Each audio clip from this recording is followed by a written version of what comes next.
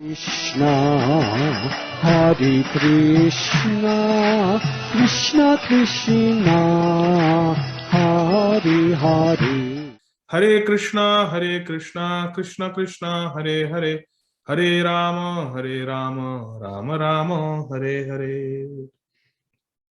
Hare Krishna. Reading from Sri Chaitanya Bhagavat, chapter 1 of the Adi Khanda, verse number 119 onwards. Srila Vrindavan Das Thakur is summarizing the contents of the Madhya Khanda. So the previous esteemed respected speaker must have covered till verse number 118, which is the summary of the Adi Khanda. From verse number 119, the summary of the Madhya Khanda. There are three Khandas in Chaitanya Bhagavat: Adi Khanda, Madhya Khanda, and Shesha Khanda or Antya Khanda. So from verse number 119, the description of the Madhya Khanda will begin, and the description of the Antya Khanda will begin from Antya Khanda is also called Shesha Khanda. It will begin from verse number 154. So we will read from verse number 119 to verse number 154. So we have a lot of ground to cover. 119. Madhya Khande Vidita Haila Gaura Simha Chinile na Jata Saba Charanera Bringa. In the Madhya Khanda, the lion-like personality, Lord Gauranga Mahaprabhu, reveals himself so that the devotees who are like Charanera Bringa, who are like bees at his lotus feet, are able to recognize him.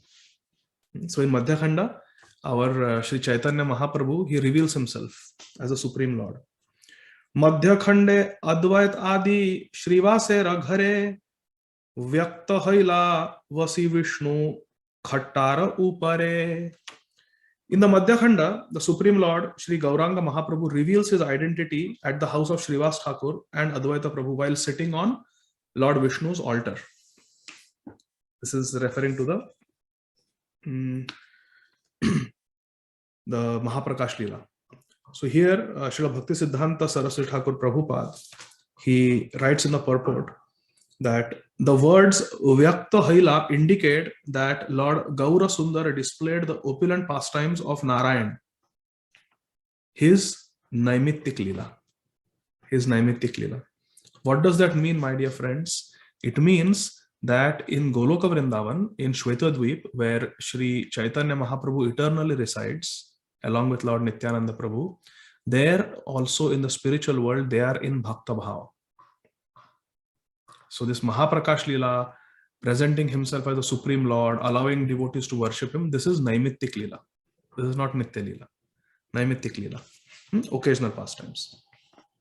Because Sri Chaitanya Mahaprabhu is by nature in Bhakta Bhava, in Radha Bhava. But in Madhya Khanda, in Naimittik way, in an occasional way, he reveals his supremacy in the Mahaprakash Leela. And also, he allowed Advaita Acharya to worship him. So that is also Naimittik Leela, where he presents himself as the Supreme Lord.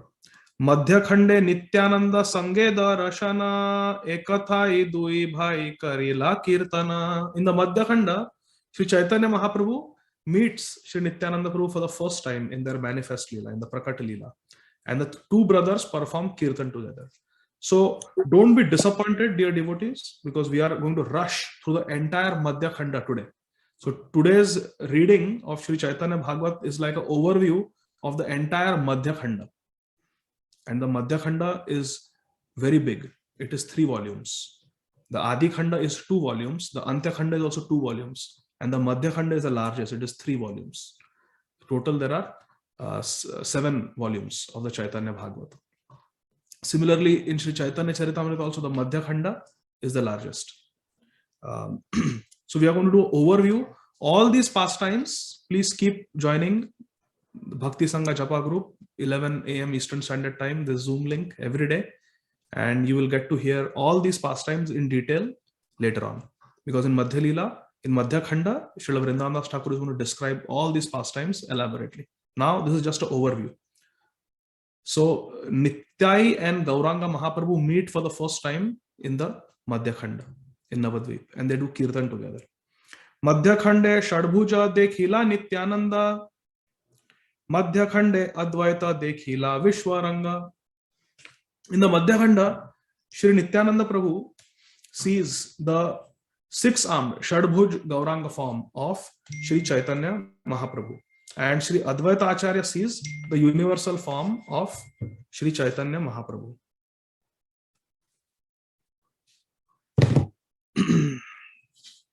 Can someone unmute and tell me, there is one more time when Shri Chaitanya Mahaprabhu displays his Shadbhuj Gauranga form. To whom? Can anyone tell?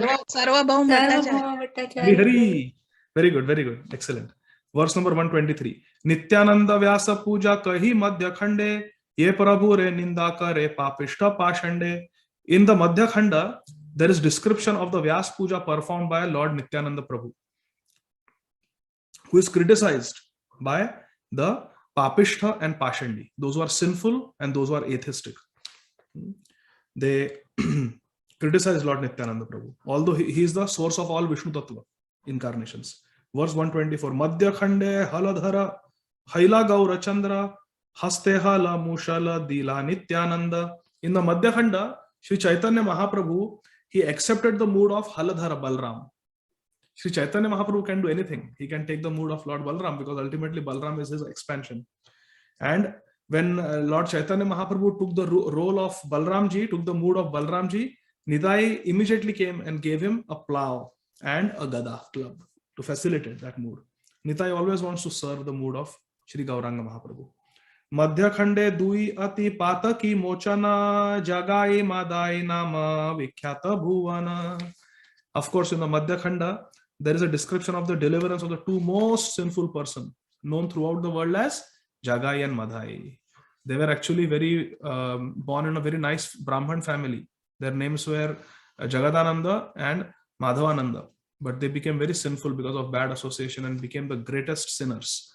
But they were also delivered by the mercy of Nityananda Prabhu and Gauranga Mahaprabhu. Madhya Khande Krishna Ram Chaitanya Nitai Shama Shukla Rupa Dekhi Lena Shachi Ai. Ai means mother. So what happens in Madhya Khanda? Ai, Mother Shachi, she sees Lord Chaitanya Mahaprabhu and Lord Nityananda Prabhu in their blackish and whitish forms as Krishna and Balram. Shama Shukla. Shukla means whitish, fair, and Shama means dark. Madhya Khande Krishna Ram Chaitanya Nitai. Chaitanya Nitai appears as Krishna and Ram. Chaitanya Mahaprabhu Krishna and Balramji as Nitai.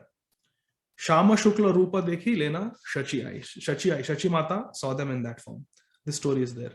Verse number 127. Madhya Khande Chaitanya Mahaparakash Sat Prahariya Bhava Aishwarya Vilas. This is the Mahaprakash Lila. In the Madhya Khanda, the Lord displayed Sat Prahar. There are 8 Prahar, Ashta Prahar. Ashtakaliya Lila is there. 8 Prahars are there, each Prahar of around 3 hours duration. So 8 times 3 is 24. So this Sapta Prahar, 7 Prahar means 21 hours.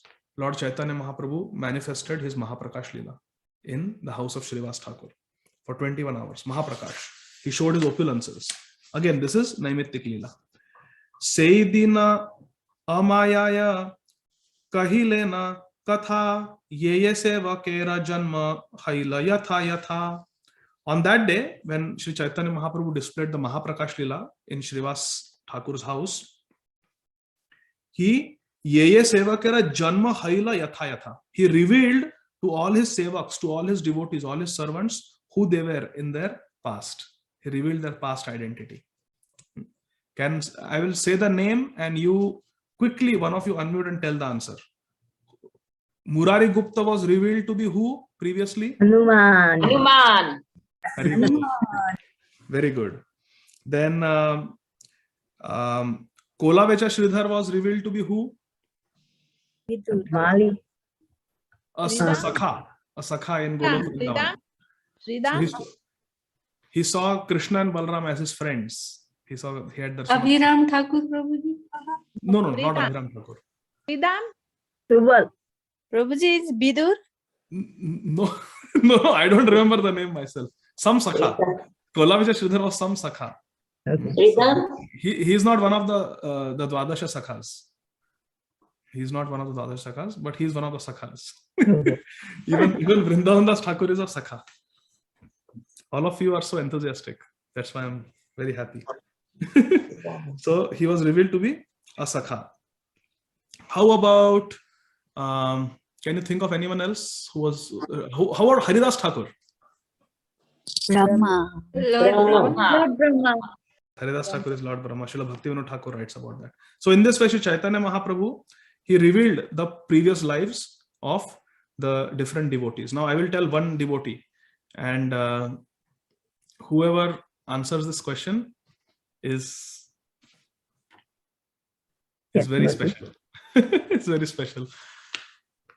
Who was Gangadas Pandit in his previous life?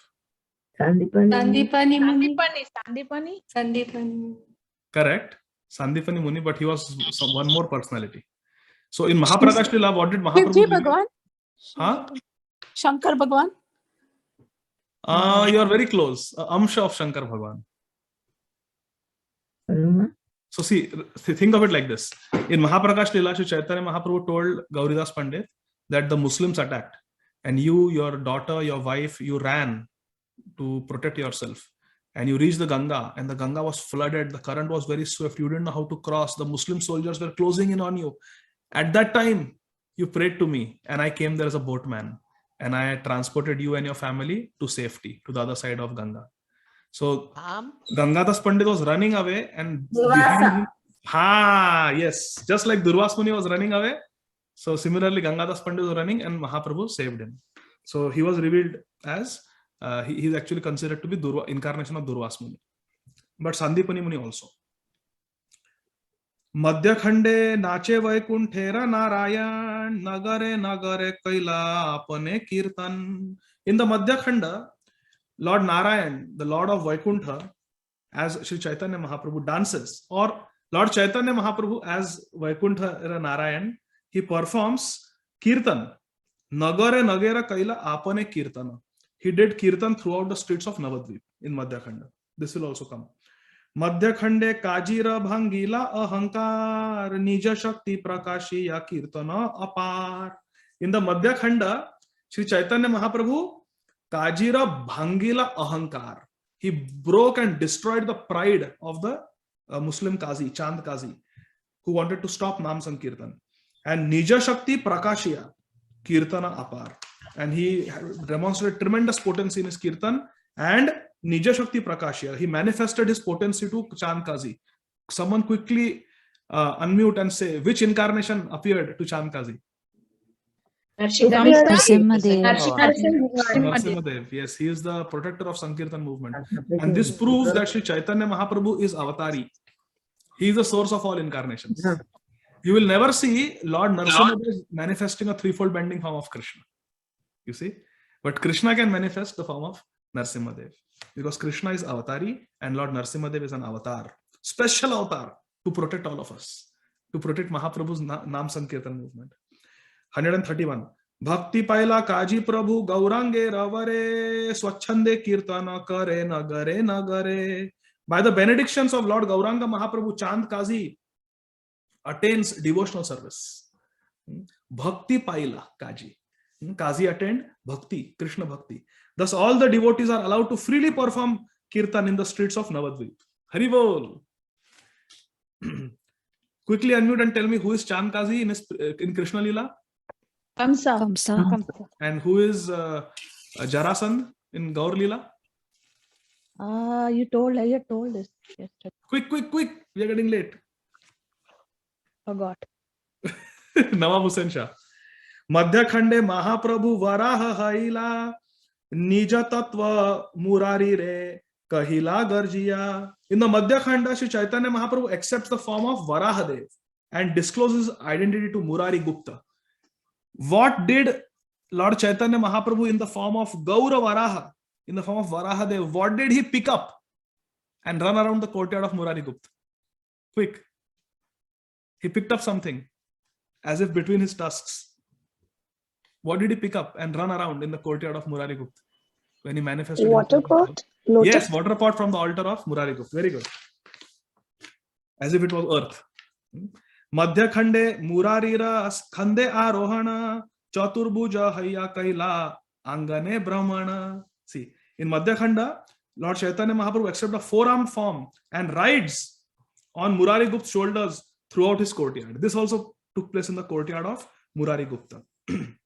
He manifested himself as Lord Narayan and Lord Vishnu and carried Murari on his shoulders. He once manifested himself as Lord Narsimhadev also, Sri Chaitanya Mahaprabhu. And Murari Gupta said, whoever sees you in this form as Gaura Narsimha will be most blessed. Madhya Khande Shuklambara Tandula Bhojana Madhya Khande Nana Chanda Haila Narayana. In the Madhya Khanda, Lord Gauranga Mahaprabhu eats the rice cooked by Shuklambar Brahmachari and performs various pastimes as Narayan. Quickly unmute and tell me who is Shuklambar Brahmachari in Krishna Lila. Sudama? Yes. Madhya Khande Rukminira Veshe Narayana Nachile Nastana Pila Sarva Bhakta Gana. Hare Krishna. In Madhya Khanda, Gaura Narayan, our Ishtadev Sri Chaitanya Mahaprabhu, dances in the dress of Mother Rukmini and feeds her own love to all the devotees. This was a drama. I think it happened in the house of Chandrasekhar, if I remember correctly. This pastime will come. Very beautiful pastime. Mahaprabhu was also very fond of dramas, spiritual dramas, just like Nitai. And they would perform these dramas and they would invite everyone, all the residents of Navadip, to watch the dramas. Mahaprabhu himself would act, Haridas Thakur would act, Nitai would act. It was beautiful.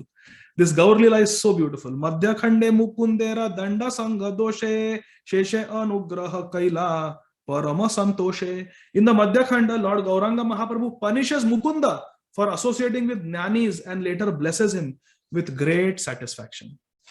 Quickly unmute and tell, in this pastime of Mahaprakash Lila, when Mukunda was punished by Mahaprabhu, which quality of a devotee did Mukunda display? Patience? Yes, very good. Madhya Khande Mahaprabhu Nishaya Kirtana Vatsare Kana Vadvipe Kaila Anukshana. In the Madhya Khanda, Shri Gauranga Mahaprabhu performs all night Kirtan. Nishaya Kirtan. Nisha means night. Nishaya Kirtana. For Vatsareka. Vatsar means one year. For 1 year in Navadvip, Mahaprabhu performed all night Kirtan in Srivasangan. Now, quick question. Everybody pay attention. It's rapid question. Now, pay attention. Sri Chaitanya Mahaprabhu told all the devotees one day in Navadvip that we are doing Kirtan all day long, Nam Sankirtan. But at night we are sleeping. We are wasting time at night. So let us chant all night also. All day, all night we will chant for 1 year. Let's take this vrat. And they did it.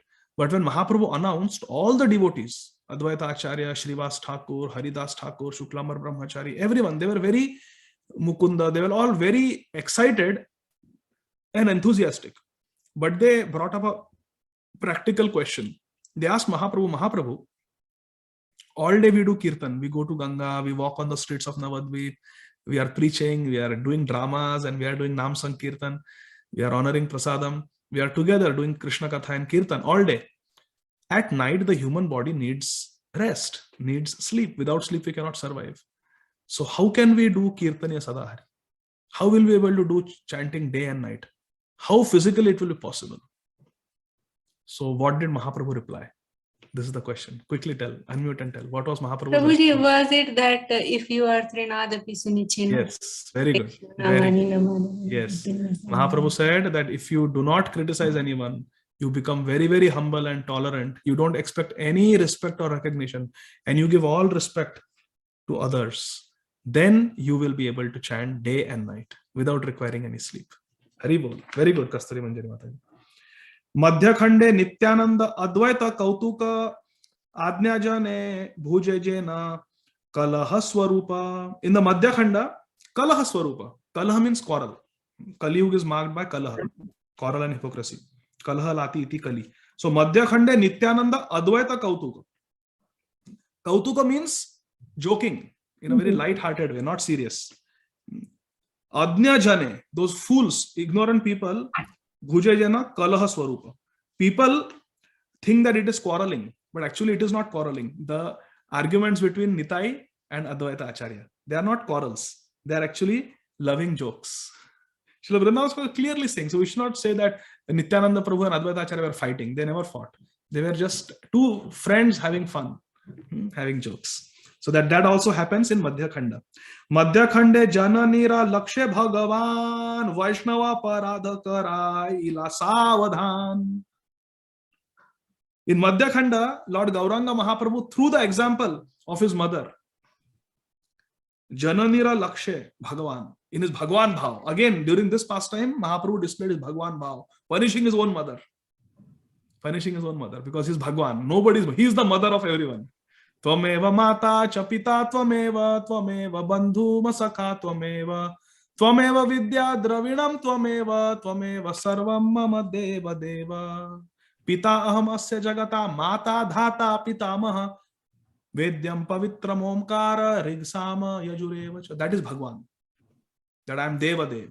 I am pita aham asya jagata mata dhata pitamaha. That bhav is Bhagwan bhav. So Gauranga Mahaprabhu, when he punished Shachi Mata, he was displaying Bhagwan bhav. Again, Naimittik Leela, not Nitya Leela. So, what was the purpose of this? Vaishnav Aparadha Kariyaila Savadhan. I'll read again. Madhya Khande Jananira Lakshe Bhagavan Vaishnava Aparadha Karaila Savadhan. So quickly, one of you unmute and tell in 1 or 2 sentences what was the aparadh and what was the solution. She had criticized, not mentally, when okay, and what was the solution? Solution Take was the that she test had of to the take lotus feet the of Advaita Acharya. Jai Ho, Jai Ho. Bhakti Sanga is speaking Gaur Katha as if Bhakti Sanga has dozens of mouths today, which is very good. I like it. Madhya Khande Sakala Vaishnava Jane Jane Sabevara Pailena Kariyastavane. In the Madhya Khanda, all the Vaishnavas received benedictions after offering prayers. Quickly unmute. Which Leela is this? Where they offered prayers and they got benedictions. Everyone got benedictions. Which Leela? Mahaprakash Leela. Yes. 141. Madhya Khande Prasada Paila Haridas Shridharera Jalapana Karunya Vilas. Aha. In Madhya Khanda, Prasada Paila Haridas. Haridas received the Lord's mercy. What was the mercy? Can anyone quickly tell? What did Mahaprabhu show in Mahaprakash Leela to Haridas Thakur to display his mercy? All the whip marks on his back. Hare Krishna. And Shridharera Jalapan Karunya Vilas. His merciful pastime of drinking the water of Kolavicha Shridhar. And what was the specialty of that pot? Can someone tell? From which Mahaprabhu drank water? Hare Krishna. Iron rusted pot.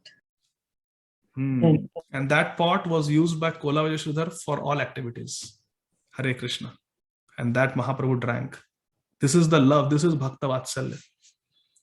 He can take the pus and blood of Srila Sanatana Goswami and he can drink from the water pot of Kolavicha Shridhar. That was the only water pot Shridhar had and he would use it for all activities of his bodily maintenance. This is Mahaprabhu. You cannot understand Mahaprabhu's love. Madhya Khande Sakala Vaishnava Kari Sange Pratidina Janavite Jala Keli Range. Janava means Ganga. In Madhya Khanda, Lord Chaitanya Mahaprabhu daily sports in the water of Ganga with his friends, with his devotees. Pratidina Janavite Jala Keli Range. He enjoys these pastimes. Range means he enjoys these pastimes. Who wants to swim with Mahaprabhu in Ganga and have fun and frolic? Haribol. Madhya Khande Gaurachandra Nityananda Sange Advaitera Grihe Giya Chila Kona Range. In Madhya Khanda, now this is a question for all of you. Let's see who can answer this. In Madhya Khanda, Gaurachandra, along with Nityananda Sange, he goes to the house of Advaita. Advaitera Grihe Giya Achila Kona Range on a specific mission. On a specific mission, Chaitanya Mahaprabhu took Nityananda Prabhu and went to the house of Advaita Acharya. Quickly, Anvir, and tell me, what is this about? What was the mission? Breaking the danda? Sorry? I don't know if it's right, but breaking the danda on the way. Chaitanya Mahaprabhu's danda. No, that was after sannyas. when To chastise Advaita Acharya? right but wrong, something harsher. Something harsher. Mayavad preaching. So what did Mahaprabhu do? He bet Advaita. He what? He beat up Advaita Acharya. Haribo. Krishna. Poor Advaita Acharya. He beat him. And I was thinking, how can Mahaprabhu do this? So he went on a mission. He went in a boat and he attacked Advaita Acharya when Advaita Acharya was sitting on the Vyasasana, speaking Mayavad philosophy. And he pulled him down, wrestled him to the ground and beat him up. And Sita Thakurani was crying. Achyutananda was crying. Nitai was laughing. Haridas Thakur intensified his chanting when he saw this. I was thinking, how is this possible? And then yesterday I was reading, because yesterday was Sri Advaita Saptami, and I came across that it is explained, Advaita Acharya, he is Sadashiv in Goloka Vrindavan. So he exists there as Gopishwar Mahadev, and he also, one time he saw Krishna wrestling with his friends and playing with his friends. So Sadashiv developed a desire that I want to be a Gopa also in Goloka Vrindavan. So Krishna fulfilled his desire, and Sadashiv eternally resides in Goloka Vrindavan as a Sakha, as a Gopa, where he wrestles with Krishna. So therefore, the wrestling of Chaitanya Mahaprabhu and Advaita Acharya is not surprising. So very, very nice. So he went on a mission to his house to beat him up because he was speaking Mayavad. And why was Advaita Acharya speaking Mayavad? Because he wanted to be beaten and chastised by Mahaprabhu, so that everybody will know that Mahaprabhu is the Bhagwan and Advaita is the Bhakta. Madhya Khande Advaitera Kari Bahu Danda Sheshe Anugraha Kaila Parama Prachanda. In Madhya Khanda, the Lord punishes Advaita Prabhu and then bestows great mercy on him. Quickly tell me, what is this about? This is not the beating pastime for speaking Mayavad. This is another pastime. Punish Advaita Acharya. Is it Prabhuji? Food dust, Taking the dust off. taking the food their dust feet. taking the food dust from the feet of Mahaprabhu. It was after that. This happens after that. Quick. We will not proceed until all of you answer. to show everyone that he is a servant and Mahaprabhu is Bhagavan. No. Okay, Hare Krishna, Prabhuji has written that are these in Adi Leela? No, but these are all in Madhya Leela, Prabhuji. These are all Madhya Khanda. What was the question, Prabhu? Sorry. The question was this verse. Madhya Khande Advaitera Kari Bahu Danda. Sheshe, afterwards, Anugraha Kaila. And he gave mercy also later on. Parama Prachanda. Great mercy also he gave. So tell me. Mahaprabhu was upset that why he was brought back to Shantipur while he wants to go to Vrindavan. No. So I'll tell you this. This is a little difficult. Is it about Sachimata? Like Sachimata had offended, and then is it about that? And then there Sachimata got danda, not Advaita Acharya. I'll tell you, Advaita Acharya. Prabhuji, the Kamalaksha, that Kamalaksha one. Kamalakant, no. That is different. So this is different. This is a little difficult one. So what happens was, when Advaita Acharya took the dust from the feet of Mahaprabhu, then Mahaprabhu punished him by taking dust from his feet. So that pastime happened. After that, Advaita Acharya was thinking, I really want to be punished by Mahaprabhu and I want to be accepted by Mahaprabhu as a servant. So Mahaprabhu reciprocated with this desire. And what did he do? One day, he asked he said that I'm not feeling ecstasy. Has anyone taken the dust? So Advaita Acharya said, yes, we take dust from your feet when you faint, because we really need it. We need the dust. You are the Supreme Lord. So Mahaprabhu became so disturbed by hearing this that Mahaprabhu just ran away from Srivasangan. He just ran away from the Srivasangan and said, I will end my life by jumping into Ganga. And Advaita Acharya started crying, wailing, fell on the ground. What did I do? What offense did I do? Mahaprabhu ran, jumped into the Ganga, and behind him Nitai and Haridas ran. And Mahaprabhu just dove into the Ganga and went deep in the Ganga as if he had drowned. And it was night. It was late dark at night. And Nitai, you can imagine the desperation of Nitai and Haridas. They saw Mahaprabhu go under and they couldn't find him. They were desperately searching for him. Finally, they saw him underwater. And Nityananda Prabhu, he grabbed Mahaprabhu's hair, and Haridas Thakur grabbed Mahaprabhu's feet, and they somehow pulled Mahaprabhu out of the Ganga and rescued him. And Mahaprabhu said that, no, take me to the house of Nandanacharya. I want to stay there. And don't tell Advaita where I am. And for a few days, Mahaprabhu hid there, and Advaita thought Mahaprabhu has left this world, and he was crying and crying and crying.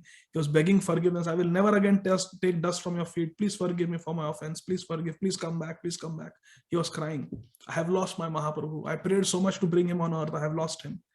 And then one day, Mahaprabhu, he called Ramai Pandit, the brother of Srivas Thakur, and said, so how is Advaita Acharya doing? He said, he's crying day and night. He has given up food. 3 days he has not eaten anything. So Mahaprabhu said, all right, let's go. And Mahaprabhu comes and gives us darshan to Advaita, and he's so relieved, he's so happy, so blissful. And then Mahaprabhu says, see, you wanted me to punish you now? That's why I ran away, to punish you. So this was my punishment to you. But I accept you as my devotee. So that's where Mahaprabhu punished Advaita and also gave anugraha, gave his mercy also. Madhya Khande Chaitanya Nitai Krishna Ram Janila Murari Gupta Mahabhagyavan. So in Madhya Khanda, the most fortunate Murari Gupta, he was able to recognize Chaitanya Mahaprabhu and Nityananda Prabhu as Krishna and Balaram. Krishna and Ram, or Ram and Lakshman. Madhya Khande Dui Prabhu Chaitanya Nitai Nachile na Shrivasa Angane Ekathai. In Madhya Khanda, Chaitanya and Nitai, they danced together in the house of Srivas Thakur.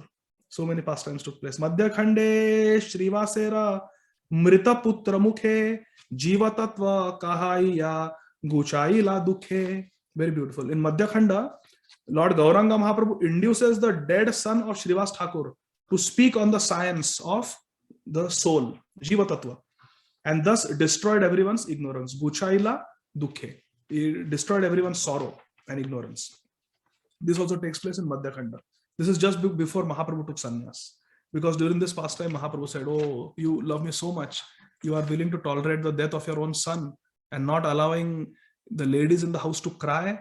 Srivas Thakur actually, he took a cloth and stuffed it in the mouth of his wife, Malini Devi, and his mother-in-law and other ladies inside the house. Don't cry. Don't disturb the dancing of Mahaprabhu. So many sons and so many lifetimes we have had. We all take birth, we all die. But Sri Chaitanya Mahaprabhu only comes once in a day of Brahma and performs his Sankirtan Leela. So Mahaprabhu is enjoying, he is a supreme enjoyer. Let us not disturb his mood.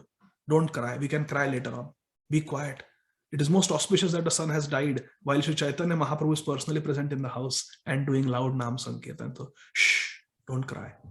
And for 7 hours, he did not let his wife and other family members cry after the only son had died. This is Mahaprabhu. So Mahaprabhu, when he saw the love that Srivas Thakur had, this is the quality of the devotees of Mahaprabhu and Krishna. Such devotees are not to be found anywhere. So when this happened, Mahaprabhu said, how will I leave all of you? You all love me so much. How can I give up your association? So that time nobody understood. Why is he talking like this? Giving up our association? He never has to give up our association. We are always going to be together. They thought like that. But soon after that, Mahaprabhu took sannyas. Chaitanya anugrahe Shrivasa Pandita Pasari la putra shoke jagate vidita. By the mercy of Lord Chaitanya Mahaprabhu in Madhya Khanda, Srivas Thakur gave up lamentation over his son's death. This incident became known to all. Jagate vidita. It became world famous. By the mercy of Srila Bhakti Siddhanta Saraswati Thakur Prabhupada, Srila Bhakti Vinod Thakur, and our Prabhupada, Srila Bhakti Vedanta Swami Maharaj Prabhupada. Madhya Khande Gangaya Padila Dukha Paya Nityananda Hari Dasa Anila Tuliya. Again, the same incident. In Madhya Khanda, the Lord in distress jumped into the Ganga and Nityananda and Haridas pulled him out. What incident is this? Is it the same incident that we described of punishing Advaita? No. Can anyone tell me what this incident was? When he was caught by that fisherman. Oh, that is Antelila. The milk drinker. This is different. The one who was drinking milk, who appeared in that house. That is different, Mataji. That milk drinking brahmachari, that is different. So this was when Chaitanya Mahaprabhu was coming for the night Nam Sankirtan to Srivasangan, and on the way he met some blasphemers. Remember? And they said, what are you doing? Where in the Shastra it is said that you should chant loudly the name of Hari all night long? These mantras are to be chanted secretly. These are Vedic mantras. Don't chant them loudly. And they blasphemed Mahaprabhu. And they blasphemed the associates of Mahaprabhu. They said, all of you, we don't know what you are doing behind those closed doors. Maybe you are calling ladies and drinking wine and eating meat behind closed doors. So in this way, the blasphemers, they blaspheme Mahaprabhu, they blaspheme Nam Sankirtan movement, and they blaspheme the associates, the devotees of Mahaprabhu. And when Gopal. Huh? Gopal Chapal was different. That was a different story. He did not verbally blaspheme, but he physically tried to spoil the reputation of Srivas Thakur. So these was a different group of blasphemers. They blasphemed. Mahaprabhu came for Nam Sankirtan and he said, I don't feel any ecstasy today. They asked, why are you not feeling ecstasy? He said, because I have heard blasphemy of the holy name, blasphemy of Krishna, and blasphemy of the devotees of Krishna. I better end my life. And again he ran and jumped into the Ganga. And this time also Nitai and Haridas pulled him out. So that is what Srila Vrindavan Thakur is describing. Madhya Khande Sarva... No.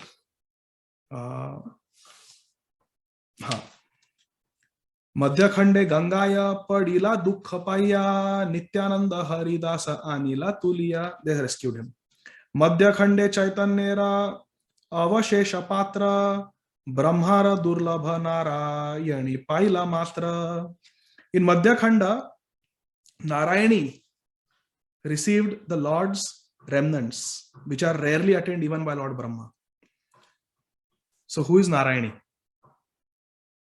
Niece of Srivas Thakur. Yes. What relationship does Narayani have with Chaitanya Bhagavat? Mother of Vrindavan Dasa. Yeah. Very good, Kirta Sundari Mataji. So Madhya Khande Chaitanyera Avashesha Patra Brahmara Durlabha Narayani Paila Matra. So in Madhya Khanda, his own mother, she received the Chaitanyera Avashesha Patra, the plate with the remnants of Mahaprabhu, which is Brahmara Durlabha. It is not even attainable by Lord Brahma. What is the story where the Mahaprasada of Lord Narayan is Durlabh? When Naradji Narad went Muni. Yes. Lord Shiva, Mother Parvati, everybody. Yeah. So what was the result of that pastime? We get Jagannath Puri Vimala Devi. Yes. Madhya Khande Sarva Jiva Uddhara Karune Sannyasa Karite Prabhu Karila Gamane. In Madhya Khanda, Sri Chaitanya Mahaprabhu leaves his home and accepts sannyas. Why? Uddhara Karune. By his mercy to deliver the living entities. Sannyasa Karite Prabhu Karila Gamane. He left his home. Verse 152. Kirtana Kariya Adi Avadhi Sannyas Ei Haite Kahi Madhya Khandera Vilas. The pastimes of Madhya Khanda begin with the Lord's Kirtan and end with his acceptance of sannyas. Madhya Khande Ache Ara Kata Koti Lila Veda Vyasa Varni Bena Sesakala Khela. There are millions of other pastimes in the Madhya Khanda that will be described in the future by Srila Vyasadeva. Vyasadeva Varni Bena Sesakala Khela. Madhya Khande Ache Ara Kata Koti Lila, crores of Leelas, millions of Leelas are there in Madhya Khanda, and they will be described later on by Srila Vyasadeva. How can Srila Vrindavan Thakur be so confident that Vyasadeva will describe? What is the relationship between Vyasadeva and Vrindavan? He is only Vyasadeva. Huh? He is only Vyasadeva. Hari! Jai Ho, Priti Vilasini Mataji ki Jai Ho. Let's read the last purport by Srila Bhakti Siddhanta Saraswati Thakur. After hearing from Sri Ishwar Puri, Lord Chaitanya Mahaprabhu inaugurates the congregational chanting of the holy names. These pastimes up to his acceptance of sannyas and leaving Navadvip are described in the Madhya Khanda. Lord Gauranga Mahaprabhu has unlimited pastimes apart from those described in this book. Srila Vedavyas, Srila Vyasadeva will describe those pastimes in the future. Word of caution by Srila Saraswati Thakur Prabhupada. But if one wants to create imaginary pastimes of Lord Gauranga Mahaprabhu that are mixed with rasabhas and opposing shastric conclusions, that is offensive and must be rejected by the followers of Vyasadeva. So only authentic books should be read. Only authentic books should be read. And for us, the authentic books describing the activities of Sri Chaitanya Mahaprabhu are mainly Sri Chaitanya Charitamrita by Srila Krishnadas Kaviraj Goswami, Sri Chaitanya Bhagavat, Sri Chaitanya Mangal of Srila Rochandas Thakur. Although it is said some parts of that book have been interpolated later on. But anyway, Chaitanya Mangal is there, Chaitanya Bhagavat is there, Chaitanya Charitamrita is there, then Chaitanya Charita Mahakavya is there of Srila Murari Gupta. So like that, there are many authentic books that we can relish and read.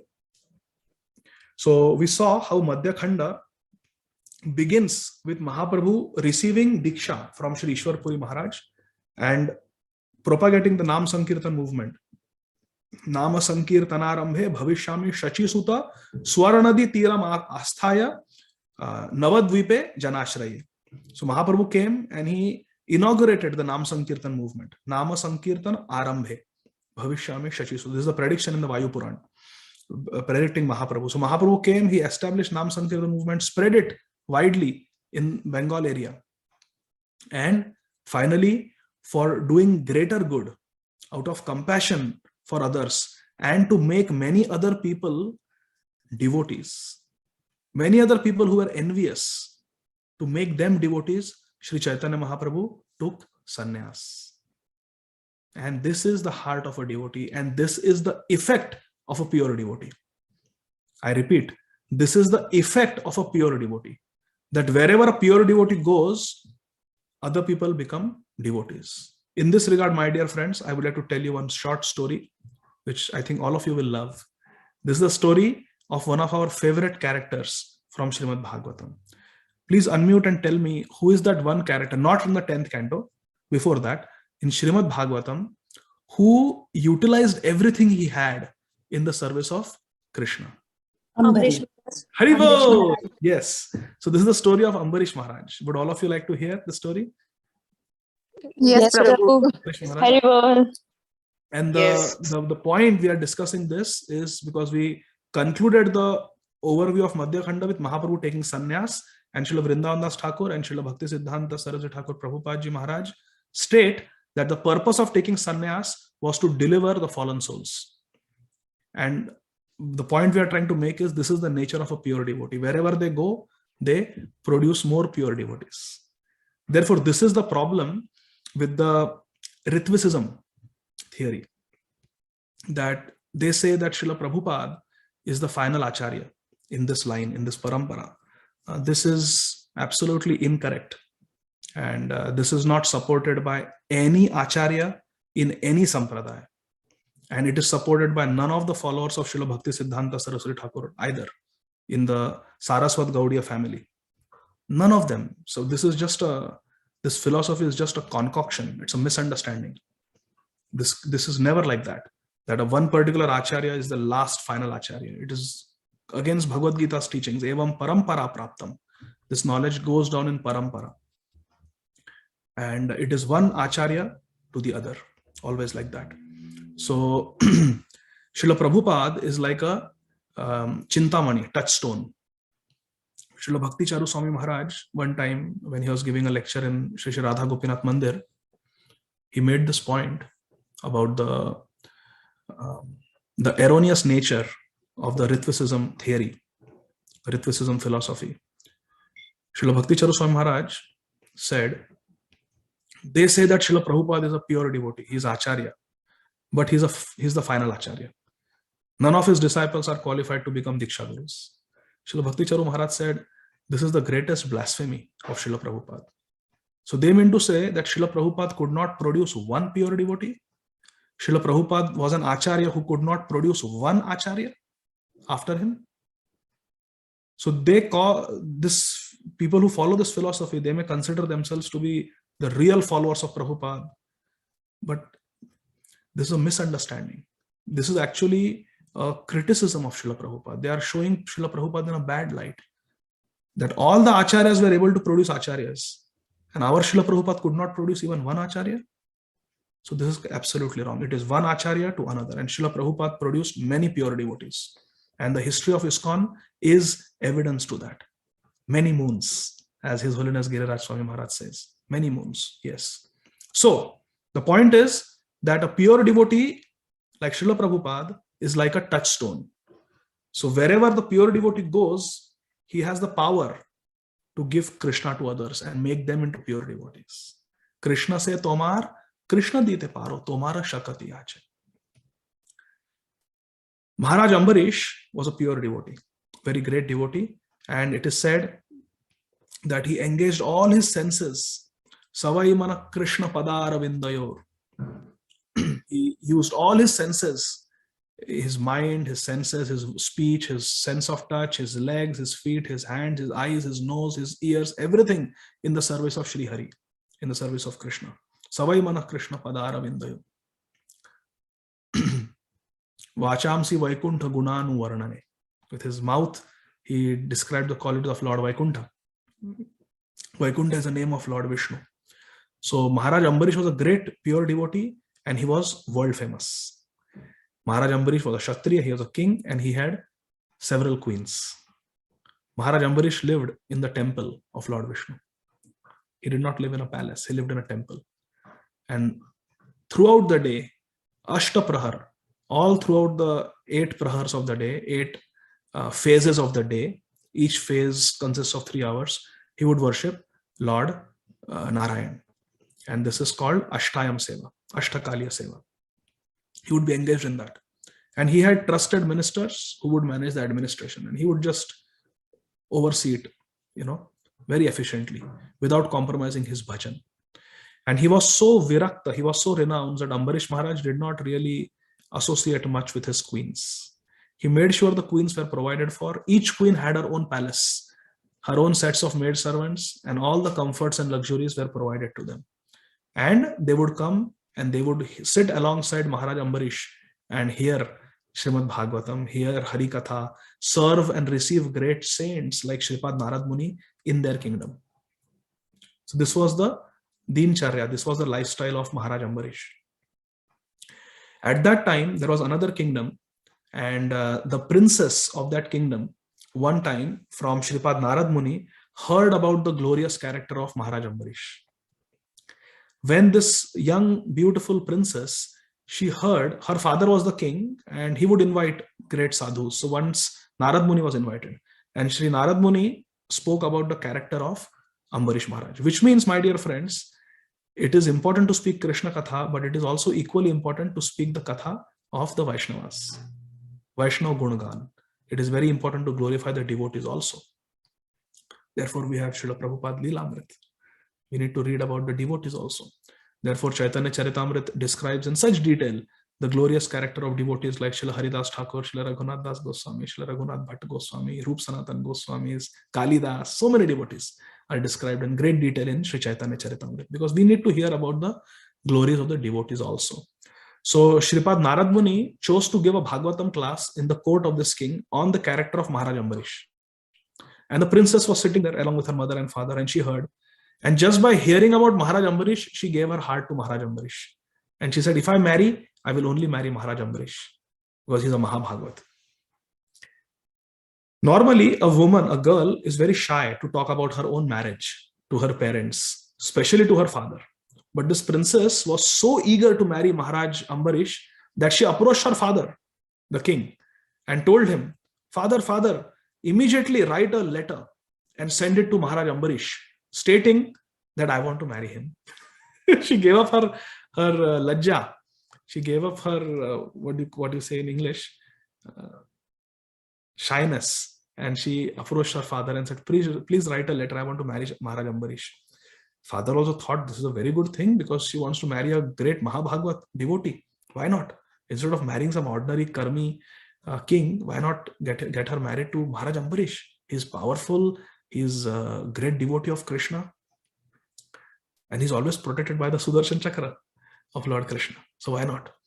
So he wrote the letter, the royal letter on the royal paper. And the princess, she gave that to a Brahman, just like Rukmini Devi had done. And she told the Brahman, please go and deliver it to Maharaj Ambarish.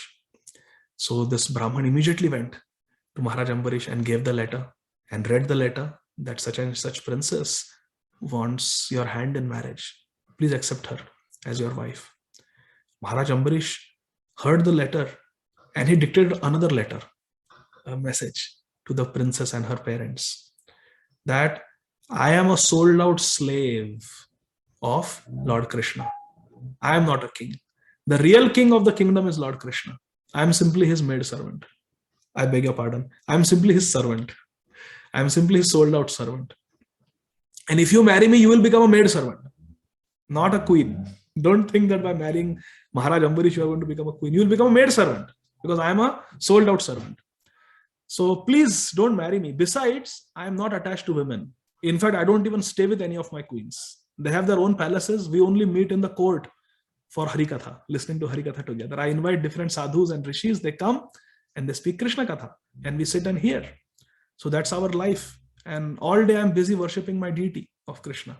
So what will you get by marrying me? Don't marry me. Find someone else. So in this way, Maharaj Ambarish, he said no. When the princess got this letter from Maharaj Ambarish, she wrote another letter. She dictated another letter and sent the Brahmin. And this letter said, my dear Maharaj Ambarish, this is exactly the reason why I want to marry you. I don't want to marry a king who is attracted to the physical beauty, temporary physical beauty of a human body. That's not who I want to marry. I do not want sense gratification. I want to marry a Mahabhagavat. And therefore I want to marry you. I don't expect anything from you. Because you are a Mahabhagavat, I simply want to become your maid servant. And thereby I want to become the servant of Krishna. So please accept me. Again the letter came. Ambarish Maharaj read and he was very happy to see this mood of Dasanudas. So Ambarish Maharaj said, I cannot come and do a Vivaha Samskar, marriage ceremony. It's too materialistic for me to, be the center of attention, leave my puja, leave my bhajan and come and marry. No. I don't want to waste my time. So he sent his sword, his talwar with the Brahman and said, get married. This talwar represents me. Just get married to the talwar who represents me. In that way, you will become my wife and then come to the kingdom. And this princess was very happy. So she kept the talwar, the sword of Maharaj Ambarish as a representative of Maharaj Ambarish, got married and then came to the kingdom of Maharaj Ambarish as his youngest, newest wife. Maharaj Ambarish told his ministers that please arrange a new palace for her, arrange maid servants for her and all the paraphernalia, clothes, jewels, food, cooks, everything for her, all arrangements. She should be comfortable and let her follow me. She can come to the court and hear Harikatha, Krishna Katha, like that. So then the princess who just got married to Maharaj Ambarish came as his youngest queen and started living in that palace. And Ambarish Maharaj lived alone with his Thakurji, with his deity of Krishna. And then next morning, Ambarish Maharaj got up and he took his bath and he went to the mandir to do puja, to worship Lord Krishna.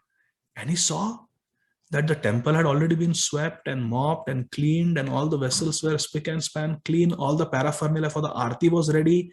There was jal from the river Sharayu. Ambarish Maharaj had his palace on the banks of Sharayu river. So he was also a Surya Vamshi, a king in the same dynasty as Lord Ramachandra, Maharaj Ambarish. So someone had got water from the holy Sharayu river, and there were tulsi leaves, tulsi manjaris, flower garlands, everything was made. So Maharaj Ambarish was surprised. Who did this seva? And Maharaj Ambarish's words were, who is this thief who has stolen away my seva? Because our acharyas explain that the verses that describe the activities of Maharaj Ambarish in Srimad Bhagavatam, where he did everything he engaged his hands in the service of Krishna, it means he did everything with his own hands. Making garlands, stitching the clothes, making the ornaments, jewelry, everything, making chandan paste, offering the arti. It's not like he had Brahman servants who would do it. And he would just come and offer the arti and put some drops of water as Abhishek and go away. No. Maharaj Ambarish's life and soul was deity worship.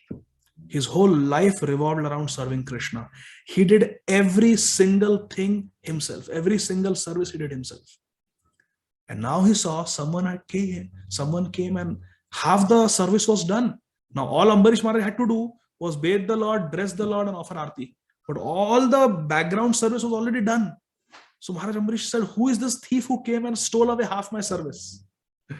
He did not know. So he asked the guards. They said, oh, we don't know who came. So Maharaj Ambarish was very surprised. What is this going on? And for 3 days it happened like that. Someone came and did half the puja for him. Ambarish Maharaj decided, I must hide and see who is coming. So his dinacharya, his schedule was, he woke up in the morning and then Brahmins chanting nice verses from Srimad Bhagavatam and the Bhakti Shastras, they would accompany him to the Sharayu river where he would take his bath, come and directly enter the temple of Lord Krishna and do his puja. So all the Brahmanas came in the morning, 3 o'clock, they started chanting their mantras and Maharaj Ambarish went with them. But then secretly told everybody, just go business as usual, as if I am with you, but I'm going to go back to the palace. I'm going to go back to the temple. So he did not take his bath. He came back to the temple to see who is doing this. And he saw that exactly after he had left, his youngest wife came quietly, without even the guards seeing her. And she entered the temple and she went down on her knees and started sweeping and swapping, mopping the floor, and then, getting all the paraphernalia ready, keeping the garlands, tulsi, water, everything, chandan. She was doing everything. And he's standing in the doorway. Maharaj Ambarish was shocked to see his youngest wife doing all these services quietly without any recognition.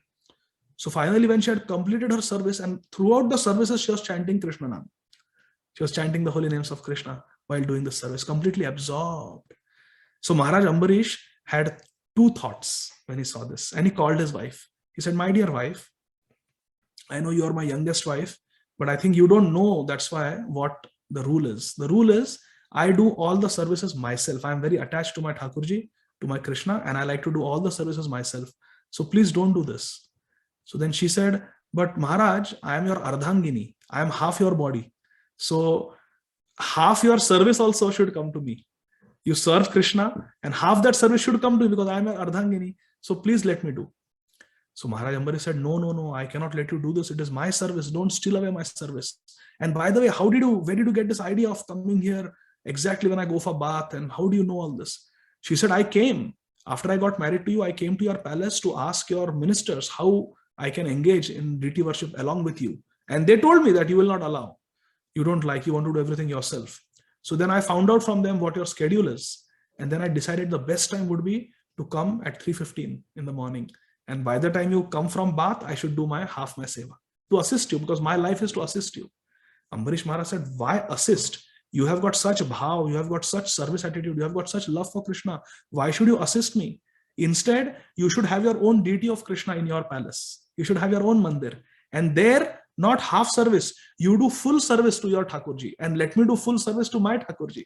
In this way, my service also remains protected and you get to do more service." So she said, "If you give me permission, I will do it."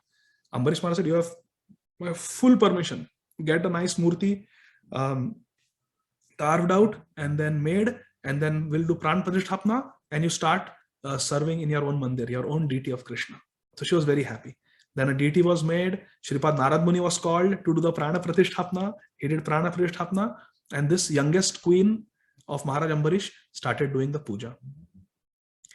And she was doing with such love and such faith, and she would sing with so much emotion and devotion that when Ambarish Maharaj would be doing his puja, he could hear his wife from her palace, from her temple, singing. And Maharaj Ambarish was mesmerized by her sweet singing. So he would finish his puja and then quietly go and see. And she would see that all her maidservants, along with the youngest queen, they would be loudly chanting beautiful, beautiful bhajans, glorifying Krishna, chanting Krishna Nam, different mantras, and such opulent puja, everywhere fresh flower garlands, first class puja, finest dress, finest jewels, most beautiful shringar, most beautiful aarti, and all day night she would be singing for a Thakurji. Ambarish Maharaj was so attracted by her devotion that he was thinking, my other wives are devotees, but they are not serious. They are all attached to their physical bodies and their comforts and luxuries. They only come and hear Harikatha every day in the palace, but they are not fired up devotees like my youngest wife. So I need to get association of my youngest wife. She's so wonderful. So every day it is described Maharaj Ambarish would quickly finish his puja. Not finish, he would quickly finish his puja, Abhishek, dressing up the deities, offering bhoga, and he would run to the palace of his youngest wife. So he could see her do puja. He could see her sing for the Lord. He could see her do kirtan. This was Ambarish Maharaj's life every day. He would go to the palace of his youngest wife. And all the other co-wives, they saw this, that Maharaj Ambarish only spends time with his youngest wife because she's completely attached to Krishna and she's a very great devotee of Krishna, pure devotee of Krishna. So they thought we should also start worshipping Krishna. Otherwise, we will be left behind. Maharaj Ambarish will never associate with us.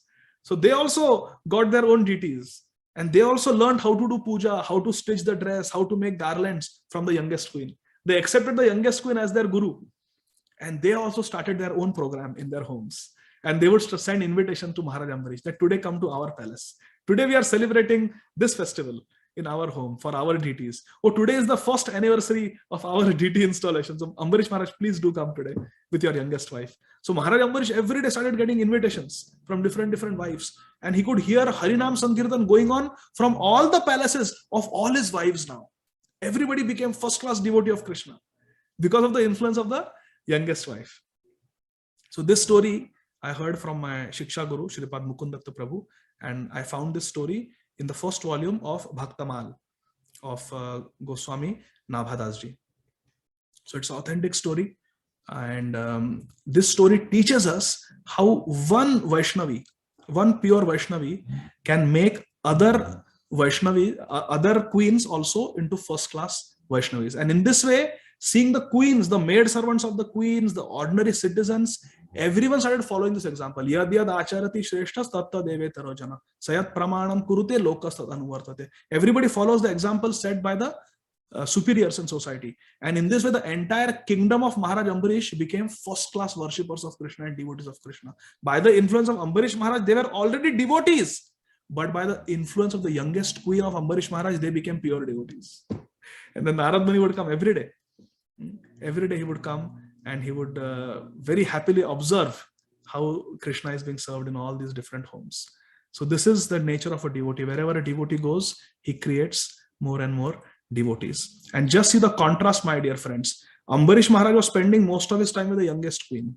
There is a similar story in Srimad Bhagavatam. Quickly unmute and tell me, what is that story where one king also started spending all his time with one particular queen only? Yes, Chitraketu Maharaj with Kritadhuti. And what was the effect? Kritadhuti's and Chitraketu Maharaj's son was poisoned by the other queens out of envy. So see, when Krishna is in the center and the same situation happens, the king is spending time with one particular queen, what happens? Others are inspired to take up to devotion because Krishna is in the center of the relationship. But when Krishna is not the center and sense enjoyment is the center, as in the case of Chitraketu Maharaj and his 1 crore queens, then what happens? There is envy and there is destruction and murder. This is the contrast. So therefore, this story, I found it very, very inspiring, that how we should take our seva very personally, very seriously, and we should be completely absorbed. Srila Prabhupada ki jai, Shri Chaitanya Bhagavat ki jai, Nitai Gaur Premanandi, Hari Hari Bol. Thank you very much. Hare Krishna. Hare Krishna, Prabhuji, Dandavat Pranams. What an enlightening class. It was so wonderful. And thank you for that pastime that you shared in the last. Yes, Prabhuji, with the influence of pure devotees, everybody can become a devotee. And we can see you being a pure devotee is influencing everyone in Bhakti Sanga to be in the category of a devotee. So I am a conditioned soul and I am very, very low. All of you are, I'm sure, much more advanced than me, all of you. I am very, very contaminated, conditioned soul, struggling with my anarthas, struggling with my mind and senses. Please pray for me so that I can at least do a little bit anartha nivritti in this lifetime. Hare Krishna. That's your humility, Prabhu. But thank you so much for your wonderful association. Hare Krishna. Hare Krishna. Jai Srila Prabhupada. Hare Krishna, Prabhu. Thank you so much for such a beautiful, I just second whatever Kirtida Mataji said. It was enlightening and it was very, very transformative. Thank you so much. Very beautiful class. And I second all that she said about you. Not only Bhakti Sangha, but also Atlanta. There was so much transformation. Thank you, Prabhu. Jai Srila Prabhupada. Prabhuji, I have one. Yes. Okay. Okay. You can go ahead, and after you, I can.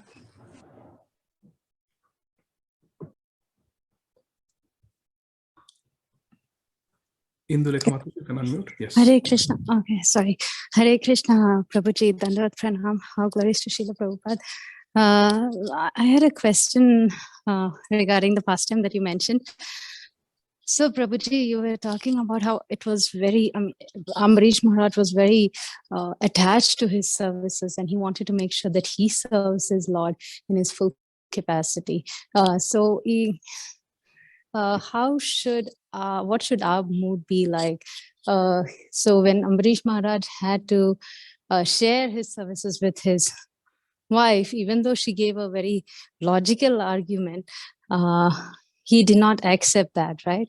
So how should we be in our services? Should we be very greedy and not share the responsibilities with others, or what should our mood be? Yeah, so Ambarish Maharaj, he was, I would not say greedy, but he was doing that service already, and he just didn't want to reduce his service. He was fixed up. You see, there's a difference between that service already belonged to Ambarish Maharaj. He was doing it before all these queens came.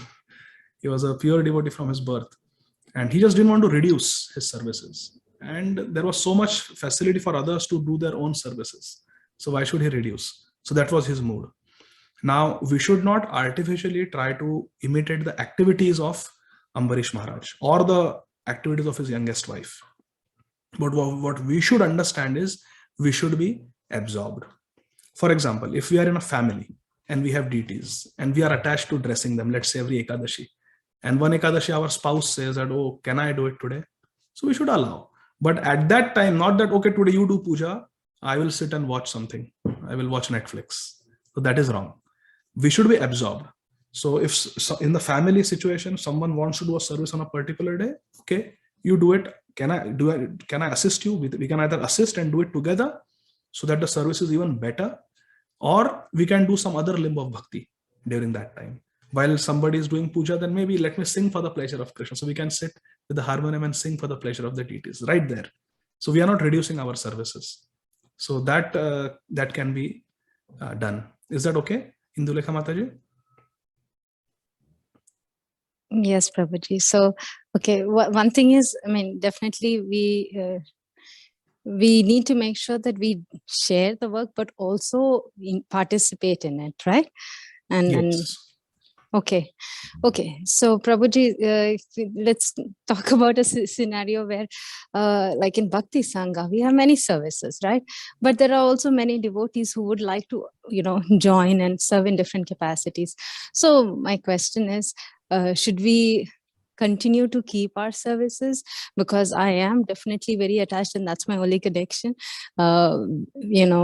So do I have to do that, or do I have to be, open and learn to share them with others?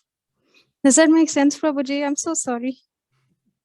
Yes, it makes sense. I'm understanding, I think, what you're trying to say. But see, without the specific details, it's hard for me to say. But the principle is, see, Bhakti Sangha is a Sangha. Sangha means it's a group effort. So in a group effort, we have to share. And that is what will please Srila Prabhupada. Even the temples that Srila Prabhupada established, everything is shared.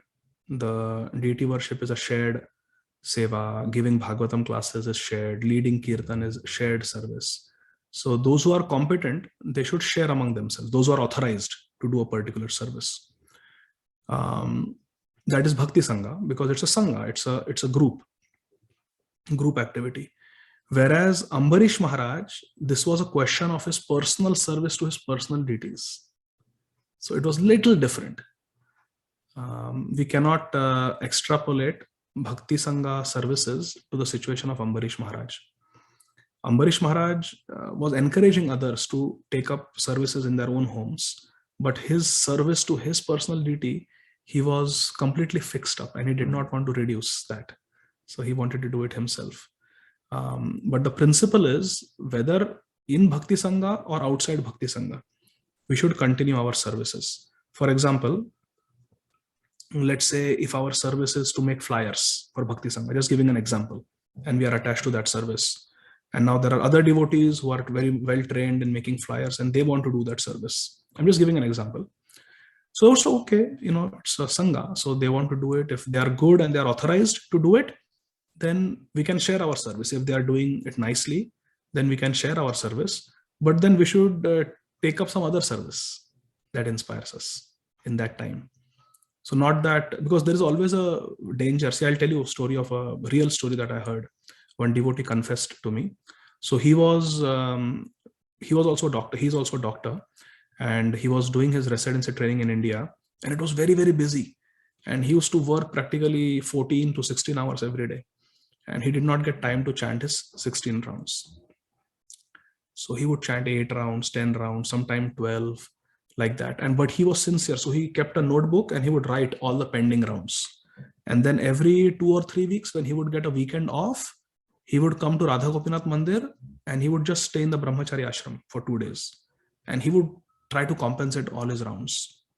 He would chant 64 or 80 rounds in one day and just chant all day and try to compensate all his missed rounds.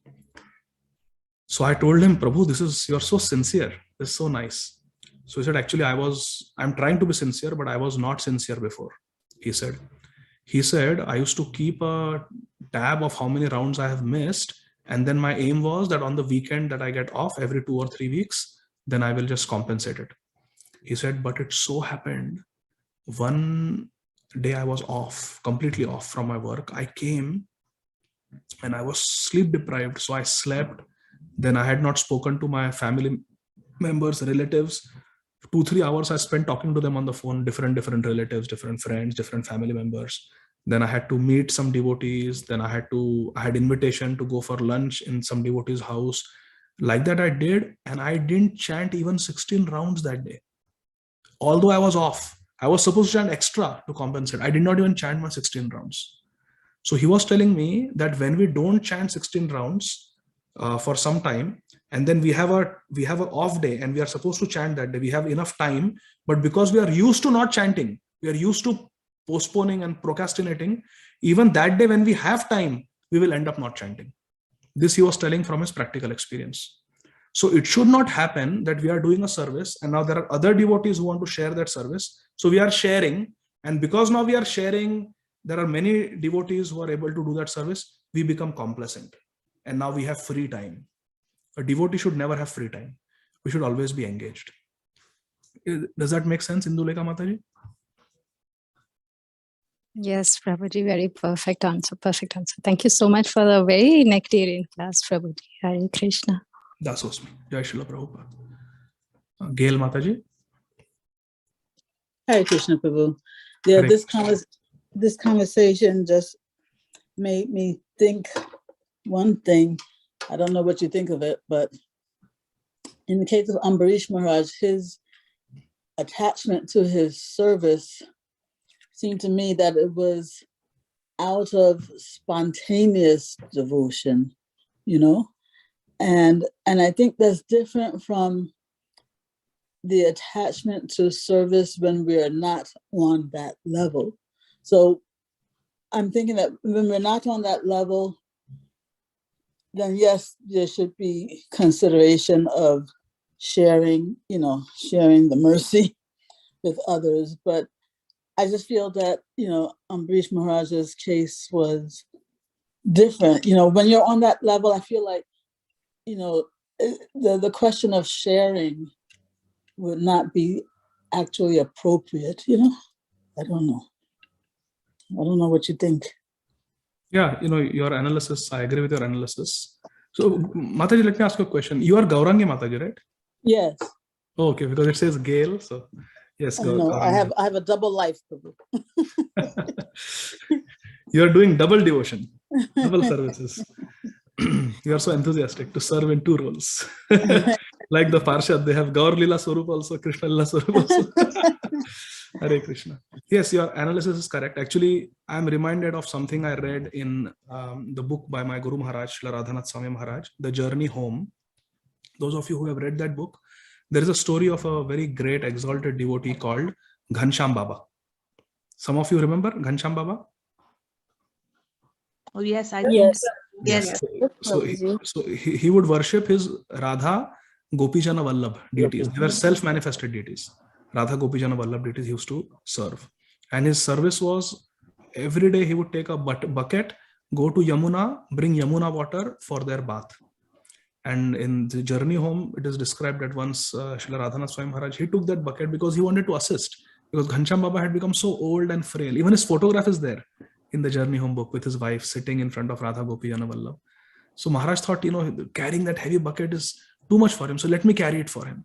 And Maharaj tried to take the heavy Jamuna water-filled bucket from his hands, and Ghanshyam Baba started crying. He said, no, please don't take this from me. Please don't take away my service. And he started crying and weeping. Don't take away my service. Don't take away my service. So who can understand the activities of pure devotee? They are so attached transcendentally. They are so fixed up in their service that service is their life and soul. It's like asking, can I take away your breathing? Can I take away your breathing from you? It's like that. Yeah. So it's not out of envy, or it is not out of a desire for continued prestige. I am bathing Radha Gopi. Nothing. Ghanshyam Baba was so simple. No one even knew that he existed. He lived in a closet in somebody else's house with his Radha Gopi Jana Vallabh. So it was not out of ego or prestige that he did not want to share his service, but it was out of just spontaneous, like you said, spontaneous love and attachment, and being completely fixed up that seva is one's life and soul. So, and also we have to understand, it's not like Ambarish Maharaj was depriving someone of seva. He was the king, and he said, see what he said, remember? He said two things. One is that don't take away my service, and second, you are doing such nice service, why you want to do only half service? You do full service. You should also bathe Krishna, you should also dress Krishna, you should also make garlands, so you do everything. So he was wanting to increase the service. The service of Krishna is unlimited. There is no limit to how many deities of Krishna can be served, how many rounds can be chanted, how many 24-hour kirtans can be established in this world. There is unlimited work to do. So let everybody get busy. Hare Krishna. Hare Krishna, Prabhu. I think Kirtita Sundari Mataji wanted to say something. Hare Krishna, Prabhu. Hare Prabhu, Krishna. I just want to ask about the Shat Puja forms. So, how many times Mahaprabhu displayed his Shat Puja forms? There might be more, but I know of two incidents. One that we read, and one was Sarvabhauma Bhattacharya. But Like he showed, there may be more, right? There may be more, yeah. But I know Sarvabhauma Bhattacharya and Shri Nityananda Prabhu. Okay. Yeah, that was my question, that there may be more, right? That Mahaprabhu displayed? There could have been more.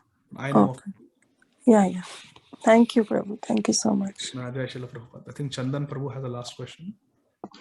Hare Krishna, Prabhuji. Dhanvat Pranam, Prabhuji. Thank you so much, Prabhuji, for this wonderful nectarian katha, Prabhuji. Prabhuji, I have a little question.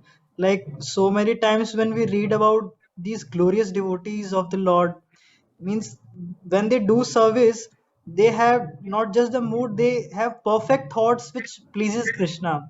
So now for my personal case, I want to ask Prabhuji, like we have desire to please the Lord.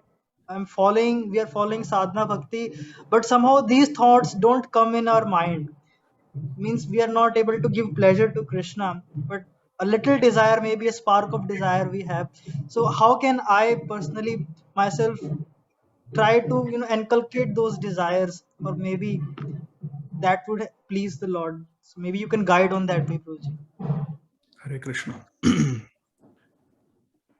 Krishna creates these desires. This is mentioned in the 13th chapter, verse number 50. 13th chapter, verse number 50 of the 10th canto of Srimad Bhagavatam. Srimad Bhagavatam 10.13.50, I think. That it is mentioned when Lord Brahma sees the multiple forms of Vishnu, the many Vishnu Murtis manifesting from Krishna. It is mentioned in Srimad Bhagavatam that it is Krishna who creates these favorable desires in the hearts of the devotees that you're talking about. Krishna creates them. And Krishna will give us those desires, those favorable desires, when he's pleased with our bhajan. So we should chant attentively, hear Hari Katha from pure devotees, not from me. And we should read Srila Prabhupada's books and associate with advanced devotees. By doing these four things, chanting sincerely, hearing Hari Katha from pure devotees like Srila Prabhupada, reading Srila Prabhupada's books and the books of our Guru Varga and the lectures of our Guru Varga, and by associating with advanced devotees. Associating means conversing with them, asking them questions, the 6 loving exchanges that Srila Rupa Goswami mentions. When we do that with advanced, sincere devotees, Chandan Prabhu, when we do these 4 things, then these desires, Krishna will manifest in our heart. And we will get desires which are so sweet and which we never had before for years. Suddenly you will see these desires are manifesting in the heart. And that is Krishna's reciprocation. And then we should nurture those desires and work on those desires. Then our life becomes successful. Is that okay, Chandan Prabhu? Yes, Prabhuji. Thank you so much, Prabhuji. So, Prabhuji, basically, if we have advanced devotees in our life, uh, so means we don't get more time to have these 6 loving exchanges. Mostly we get to hear Hari Katha, and at our personal level we try to do our service. Means then how do we take up this point of basically from the advanced devotees? How do we serve them basically if we don't get the chance to serve them? One very important way of serving the great souls is to hear their instructions, hear their katha, and implement in our life, apply in our life what they are teaching. For example, if you hear a lecture of Srila Prabhupada, and yesterday I was listening to a lecture of Srila Prabhupada, I think it was a Hindi lecture, and Srila Prabhupada was saying कि हमारे जो ये कृष्ण भावना के जो भक्त है, ये बिल्कुल सवेरे 4 बजे उठ जाते हैं और 4:30 बजे मंदिर में मंगल आरती करते हैं. He was giving a lecture. I think it was in Surat, Gujarat. He was giving a Hindi lecture. So Srila Prabhupada was saying that our devotees, they wake up at 4 o'clock at the latest, he said, and 4:30 their bhajan starts in the morning. The whole morning program starts. And then Srila Prabhupada made a general instruction for all of us that therefore devotee must be awake at 4 o'clock. A devotee who is sleeping after 4 o'clock, not good. So now we heard this lecture of Srila Prabhupada. If we implement this in our life, we make it a rule that every day I will wake up by 4 o'clock and 4:30 I will continue, I will start my bhajan kriya, chanting Gurvashtakam and Tulsi Puja, reading Bhagavatam, hearing Bhagavatam, at least 2 hours chanting. See, we were talking about this prahar. There are danda. One danda is 24 minutes. And it is mentioned in our scriptures, at least 5 danda, we should be doing Nam Bhajan loudly, chanting Hare Krishna Mahamantra. So 2 hours is 5 danda. 24 minutes is 1 danda. So 5 danda is 2 hours. Therefore, Srila Prabhupada, he made the morning program with at least 2 hours of chanting. Everything Prabhupada did, we may not realize it, but it is based on Shastra. Shastra says that 5 danda we must chant. Anybody who chants less than 5 danda is not a human being. So Prabhupada said, therefore, minimum 16 rounds, no less, Prabhupada said. Prabhupada alagay the. Even if I don't get any disciples, I will not reduce below the standard. Because Shastra says 5 danda. So like that, if we follow this morning program, after hearing that lecture of Srila Prabhupada, that is the best service to Srila Prabhupada, isn't it? You hear one lecture of Prabhupada, Prabhupada is giving a general instruction and you are applying it in your life. And you have just made it part of your life now. That means you have made Srila Prabhupada part of your life. Yo nityada jivati daivikishu. Let me show you something. There is a very beautiful verse in Prabhupada Ashtakam. Let's go here. So Krishna Kirtan. So what was the name of Srila Prabhupada's disciple who wrote it? Kushakrat Prabhu. I love that verse. You should memorize this teaching. Even if not able to memorize this. Yo nityada jivati daivikishu nijasu shikshasu sahanugami kripambudhir nanda sutashritatma namami tam shri Prabhupada devam. Yo nityada jivati daivikishu. One who lives with the instruction of Srila Prabhupada, one who follows the instruction of Srila Prabhupada, nijasu shikshasu sahanugami. Such a person lives with Srila Prabhupada. Srila Prabhupada forever lives in his instructions, and a devotee who follows those instructions Nijasu shiksha means instruction. Shikshasu sahanugami. A devotee who follows those instructions lives with Srila Prabhupada. I repeat, Srila Prabhupada eternally lives in his instructions. And a faithful disciple who follows those instructions eternally lives with Srila Prabhupada. Lives with Srila Prabhupada. And Kripambudir, he is an ocean of mercy. Nanda Sutta Ashritatma. He is one who has completely taken shelter of Nanda Sutta Krishna. Namamitam Srila Prabhupada Devam. I worship Srila Prabhupada. See, I offer my respectful obeisances unto His Divine Grace, A.C. Bhaktivinoda Swami Srila Prabhupada, who is like an ocean of mercy and who has completely taken shelter of Lord Krishna, Nanda Sutta, the transcendental son of Nanda Maharaj. Now, with his body, mind, and words and self, Srila Prabhupada lives forever in his divine instructions, and his sincere followers live with him by following those instructions. So, the best way to serve a pure devotee is to hear their instructions and follow them. Even if you are not able to cook for them, you are not able to massage their lotus feet, you are not able to give them donation. If you follow their instructions, that is the best service you can do for them and for yourself, for ourselves. So listen to their lectures or unhe angikar kar lo. Just bring them, follow them in your life. That is the best thing. That is the best service to a Vaishnava you can do. Of course, then there are other ways also. When if you are a Grahastha and you have some Lakshmi, then you can give some Artha, you can give some money to them, some donation. That is all okay. But the most important thing is to hear their instruction and follow their instruction in your life. That is the best thing you can do. Then you will experience the reciprocation from those great souls also. Is that okay, Chandanji? Thank you so much, Prabhuji, for giving this clear direction for me. Thank you so much, Prabhuji. Eternally grateful to you, Prabhuji. Dasosmi. Hare Krishna. If nobody has any question, can we end the call now, Prabhuji? Yes. Hare Krishna. Thank you very much, Prabhuji, for very enlightening class. And also the answers also very good. Thank you. And it's like a vibrant class. Thank you. Komodika, just 1 second. There is one question in the chat. Okay. Mataji is asking, I want to chant more than 16 rounds, but being a student, I have to study also. So I chant rounds during metro travel also. Is it an offense to the holy name? Also, please bless me so that I can have Hare Krishna. So Srila Prabhupada's blessings are there with all of us. Yes, you try your best. It is best if we can devote at least 1.5 hours in the morning for chanting. Ideally, 16 rounds. We can chant and then go for our work.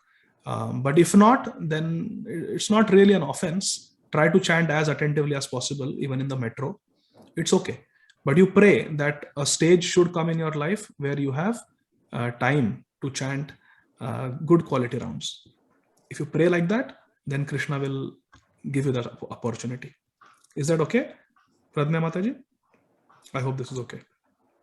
Hare Krishna. Hare Krishna, Prabhuji. Yes, Vinita Gandharika Mataji. Can I ask you one question, Prabhu? Yes, Mataji, sure. So you were telling we have to chant 2 hours, but being like so many years we were chanting, our chanting is very quick and we will finish our 16 rounds less than 2 hours. So how do we do? Like we finished our 16 rounds, right? But you are telling 2 hours we have to chant in the morning. As being a housewife, you have to take care of many things, and as we have finished our 16 rounds, right? So can we give a gap and then continue the rest of the round? Absolutely. Yes, you can chant the extra rounds later on. Yeah. So Prabhuji, ideally, how much time usually 16 rounds takes for a person if they chant little faster? They're not the beginners. How much is the time, Prabhuji? Can you please guide me on that? I chant 16 rounds in 1 hour, Mataji. I finished 16 rounds in this speed. Hare Krishna, Krishna Krishna, Hare Hare, Hare Ram, Ram Ram, Hare Hare, Hare Krishna, Krishna Krishna, Hare Hare, Hare Ram, Ram Ram, Hare Hare, Hare Krishna, Krishna, Hare Hare, Hare Ram, Ram, Hare Hare, Hare Krishna, Krishna, Hare Hare, Hare Ram, Ram, Hare Hare. Exact 1 hour, I finished 16 rounds, but that is not the standard, Mataji. That is like the very fastest way you can do. But for most devotees, it takes between 1.5 to 2 hours. Somehow, I don't know, I finished 16 rounds in 1 hour. But yeah, most it should be 1.5 to 2 hours. I don't know why I chant so fast, but it just comes naturally to me. So Yeah, sometimes what I have happens verified with is I have verified with personally, some. Sorry, go ahead. yeah, there's no Prabhuji. Please continue, Prabhuji. You're telling something. No, I was only saying that I have confirmed with some senior devotees, and they have also said that they also chant 16 rounds in 1 hour. As time goes by, the speed may increase. Even Srila Prabhupada says in one quote that speed automatically increases.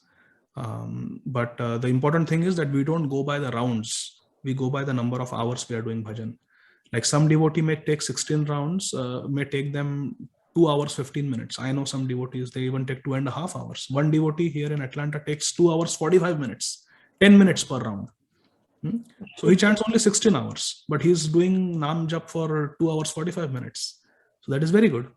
So I should not think that, oh, in that much time I can chant 40 rounds. No, not like that. He's also, so we should go by hours. Sorry, you were saying something, Vinita Gandharika Mataji? Yeah, so Prabhuji, so that sometimes I get worried, like someday it is very fast, rounds is done. I put the timer also to check on myself, like whether how much time I'm taking each round, why I'm finishing someday 1 hour 20 minutes, one day 1 hour 30 minutes, one day 1 hour 40 minutes. What's happening? Am I missing anything? I try to record, I try to put the timer, and one day I feel that, oh, today maybe I cheated. Today maybe I cheated myself and I'm thinking my 16 rounds are done. No, I didn't chant 16. Maybe I chanted only 10 rounds. I get confused, Prabhuji, but I know that I chanted 16, but my heart says that somewhere I'm cheating. Am I running fast? So I was so little worried in myself. That's why I was asking you this question. See, suppose you have to go for yatra, and the yatra ticket and the bus fare and everything, the yatra committee says that you have to pay $200. You bring $200 for the yatra and everything will be taken care of. Vrinda Gopika Mataji, I'm coming. So let's say they say that the expenses for the yatra is $200. So do we carry exact $200? No. We may want to do some extra shopping in Loi Bazaar or something, so we take some extra money, right? So 16 rounds is the minimum currency we need to get through the day. 16 rounds, Srila Prabhupada said. So we should never chant 16 rounds. We should always chant more than that. So that's why I go by hours, that in the morning at least 2 hours between 4 and 6 a.m. the Nam Bhajan should go on without interruption. Then doesn't matter whether we chant 16 rounds or 32 rounds. We know that we have chanted what Srila Prabhupada wants us to do. I have heard from Srila Prabhupada directly that we should chant for 2 hours, and I have heard from my Guru Maharaj also that at least 2 hours we should chant every day. So just go by the hours, Mataji. That way you are doing more than 16 and you don't have to worry whether I did 16 or less. So you are always doing more. So like that. And as long as we are able to hear the Mahamantra and we are able to absorb ourselves in the Mahamantra, then it doesn't matter whether it takes 4 minutes for a round or 5 minutes or 6 minutes or 7 minutes. But average, Srila Prabhupada said, is between 5 to 7 minutes or 5 to 8 minutes for one round. But different devotees will have different speed. Okay. Thank you, Prabhuji. I will go with 2 hours. That will help me at least. Oh. Because always it is so confusing. Always I feel that I'm cheating somewhere. So I will get out of that feeling at least if I maintain the time 2 hours. Okay. Yeah, Srila Bhaktivinoda Thakur writes 5 dandas. That is 2 hours every day, at least. Thank you, Prabhuji. Thank you. Hare Krishna. Hare Krishna. Jai Srila Prabhupada. So, Prabhuji, it takes me more than 2 hours to chant 16 rounds. Yeah, that's fine. That is fine. Hare Krishna, Prabhuji. I also take more than 9 to 10 minutes. Please so much. Done with pranams. Dandavat pranam. Hare Krishna. Jai Srila Prabhupada. Is it okay? Hare Krishna. Jai Srila Hare Krishna. Prabhuji, please accept my humble obeisances. All glories to Srila Prabhupada and Sri Guru and Gauranga. Prabhuji, I also take 9 to 10 minutes to chant my round. I cannot finish in 2 hours. No, that's okay. That's okay. Many devotees, they take more than 2 hours. No problem. As long as you're chanting and you're hearing everything nicely, it doesn't matter. There are different speeds. Yeah, and Prabhuji, one more thing, I cannot sit continuously. So sometimes I stand up after 5-6 rounds. I stand up for a while, and then sometimes I walk 1 or 2 rounds. But I cannot walk too much too. So I just then sit down and I do. That's okay, Mataji. No problem. Important thing is to chant and hear nicely, and the heart should be. खाइते शुइते चलिते फिरते यथा तथा नाम लय निष्काल नियम नहीं सर्व सिद्धि है. Yes. Thank you, Prabhuji. What does that mean? Very nice class, always as usual. I am so inspired by you. Hare Krishna. Dasa. Thank you, Prabhuji. Really. Recently, in one of the classes, I was hearing about the influence of Ambarish Maharaj on King Yayati. I didn't even understand how, Ambarish is the emperor and Yayati is a small king. How did he even get influenced? But today, your story from Bhaktamal describing how this king got transformed and his daughter was so influenced that she went and she wanted to even marry Ambarish, get his association, and how her association further transferred Ambarish, and how all the queens got transformed. Now it makes little sense for me to understand how Yayati actually got transformed, because he was in such a mess. So it's beautiful, Prabhu. So nice. So many connections today and so many beautiful realizations from you. Hare Krishna. Thank you, Priti Vilasini Mataji. Hare Krishna.